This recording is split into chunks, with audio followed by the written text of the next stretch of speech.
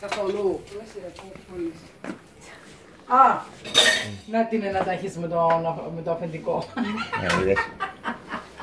Υπάρχουν και τα French benefits, λένε και οι Αμερικάνοι. Θες να πεθάνω. Τι κουράσει. Εγώ μπορώ πώς πήγες κάτω, θες. Εγώ ήμουνα πάνω, καθόμουν έξω, μέχρι τις 12 η ώρα. Άκουγα την ορχήστρα, τέτοια ορχήστρα δεν έχω ξανακούσει.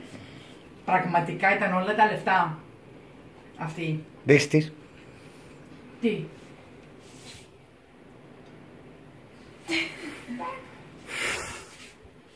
Are you kidding? Oh my god! Δηλαδή, τι βάζει με πολύ. Oh my god, are you kidding me? Σου πράγω.